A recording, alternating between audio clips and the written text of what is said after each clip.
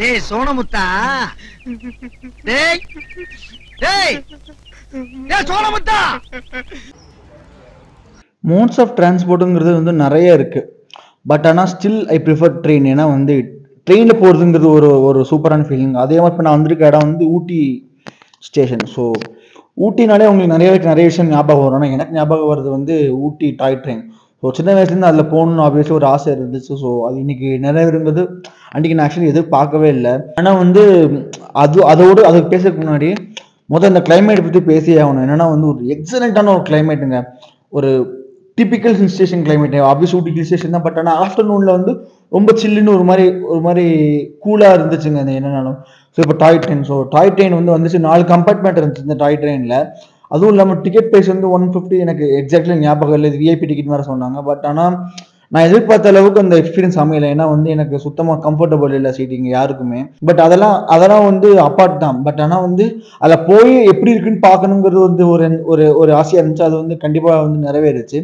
ஏன்னா வந்து டாய் ட்ரெயினில் போகிறது மட்டும் இல்லாமல் ரொம்ப ஸ்லோ, 10 km/h தான் அந்த ட்ரெயின் போகும். ஸோ அதனால அவ்வளோ ஸ்லோவாக போகும்போது நம்ம சுற்றி என்னென்னா இருக்குங்கிறது ரொம்ப டீட்டெயில்டாக பார்க்கலாம்ல. ஸோ இதுவுமே வந்து உங்களுக்கு நான் சொல்லணும்னு நினச்சேன். என்னன்னா வந்து ஒரு ட்ரெயினில் போகிற மாதிரி தெரியல. ஏன்னா வந்து நம்ம நைட்டெல்லாம் பஸ் போகும்போது பஸ் 10 நிமிஷம் நிற்கும், இறங்கி என்னென்ன பண்ண தனி விடுங்க அப்படின்னு சொல்லுவாங்க. அதை மாதிரி இருந்துச்சு. அப்படி நிப்பாட்டினதுனால நானும் கம்ப்ளீட்டாக எல்லாத்தையுமே ஷூட் பண்ணிட்டு இருந்தேன். அது வந்து ஒரு சூப்பர்பான ஒரு சீனரிங்க. அதை நான் ரொம்ப இந்த மாதிரி சின்னஸ் இந்தியாவில் பார்க்க முடியாதுன்னு சொல்லுவாங்க. பட் ஆனால் அதெல்லாம் இல்லை. இங்கே ஊட்டி வந்து பார்த்தாலே தெரியும். ஒரு கம்ப்ளீட்டாக வந்து ஹில் ஸ்டேஷன்னால ஒரு க்ரீனரிக் ஹில் அந்த ஒரு வியூ இருந்துச்சு. ஸோ கம்ப்ளீட்டாக எல்லாத்தையும் ஷூட் பண்ணிட்டு இருந்தேன். ஸோ பேரண்ட்ஸோட வந்திருந்தேன். ஸோ ஸ்டில் எல்லாத்தையுமே ஷூட் பண்ணியிருந்தேன். ஸோ அதான் அந்த விஷுவல்ஸ் அப்படி நீங்கள் பார்த்துட்டு இந்த விஷுவல்ஸ்லாம் பார்க்கும்போது அப்படியே கண்ணு குளிர்ச்சி, அப்படியே ஒரு மைண்டில் இருக்க எல்லா ஸ்ட்ரெஸ்ஸும் அப்படியே போய் ஒரு பீஸ்ஃபுல்லான ஒரு ஃபீல் கிடச்சிருக்கேன். ஸோ அதனால தான் அது உங்களுக்கு காமிக்கணும்னு நினச்சனால இந்த வீடியோ.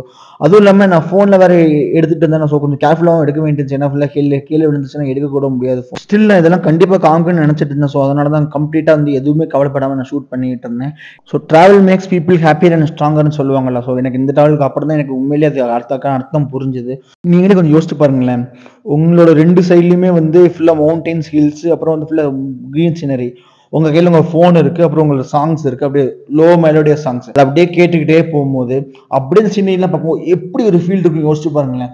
ஸோ அந்த ஃபீல் எனக்கு பெர்ஃபெக்டாக எனக்கு கிடச்சிது. நமக்கு வந்து ரெய்னி டைமில் ஃபீல் கிடைக்கணும், அதே ஒரு ஃபீல் கிடச்சிது. ஸோ அதனால் வந்து இந்த ஃபீல் நான் கண்டிப்பாக என்னால் மறக்கவே முடியாது. ஒரு பிலீவபிள் அண்ட் அன்ஃபர்கெட்டபிளான மொமெண்ட்னு சொல்லுவாங்கல்ல. ஸோ எனக்கு அந்த மொமெண்ட் தான் இது. எவ்வளோதான் கஷ்டம் இருந்தாலும், கொஞ்சம் கம்ஃபர்டபுள் இல்லாமல் இருந்தாலும், பட் இந்த இது வந்து சுத்தமாக வந்து எல்லாத்தையுமே வந்து மறக்கடிச்சு ஒரு ஹாப்பியான ஒரு மொமெண்ட்டாக எனக்கு வந்து எண்ட் ஆச்சு என்னோட ட்ரிப். ஸோ இந்த ட்ராவலில் நான் கற்றுக்கிட்ட மெயினான ஒரு விஷயம் என்ன தெரியுமா? A single travel can change anything and everything in this world. அதை நம்ம அக்செப்ட் பண்ணி தான் ஆகணும்.